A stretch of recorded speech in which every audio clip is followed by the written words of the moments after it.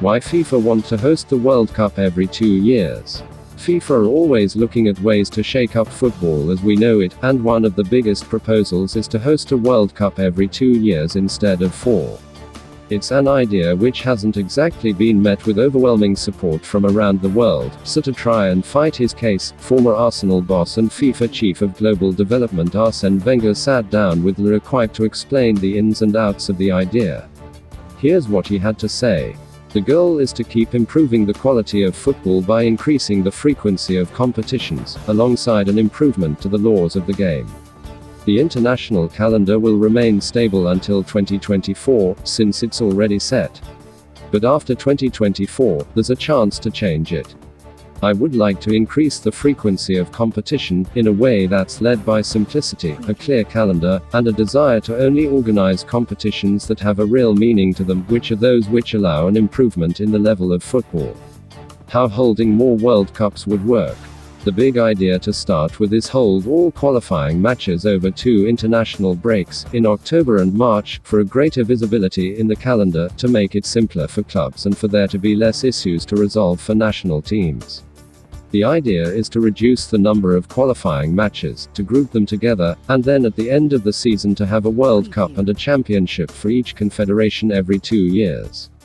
In between these 2 qualifying windows, the player would stay at the club all year. Instead of 10 qualifiers, there would be 6, for example in 14 groups. Nowadays, for the Euros 24 out of 55 teams qualify close to half, while friendly matches are less and less important for audiences and qualifiers attract less interest than they did 15 to 20 years ago. What people want are competitions with high stakes, that are easy to understand. That's why it must be done, for audiences and to improve football. How more World Cups would impact players.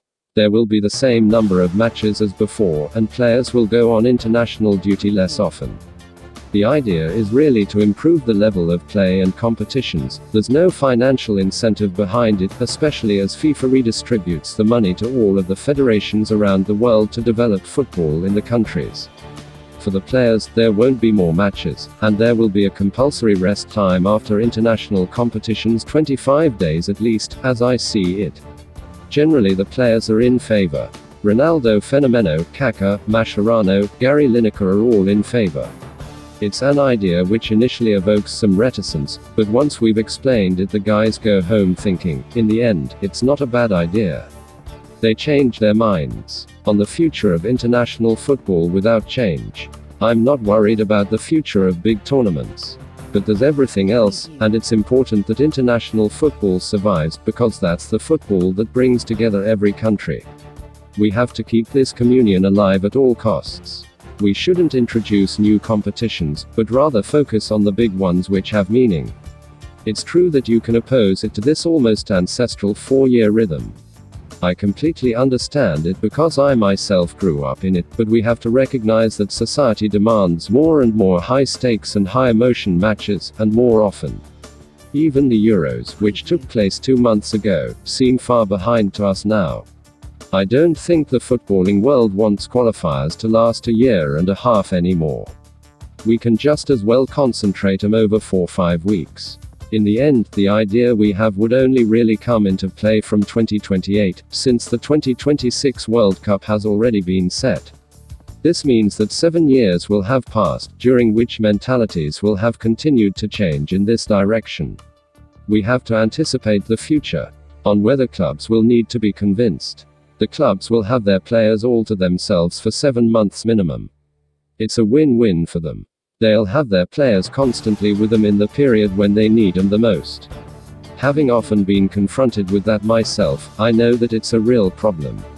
Instead of having 4 breaks where clubs can lose their momentum because of internationals, there will only be 2, or even 1. Personally, I would prefer to have the whole of October for national teams and nothing in March. But even if we keep the plan for 2 international breaks for qualifiers, there will only be 2 instead of 5 plus the tournament in June. It's important to note that this is a global project, for men's football but also women's football and youth tournaments. In the end, this is a project which answers to an assessment I've had my whole life. I've always been happier to get up in the morning when I know I'm watching a great match in the evening.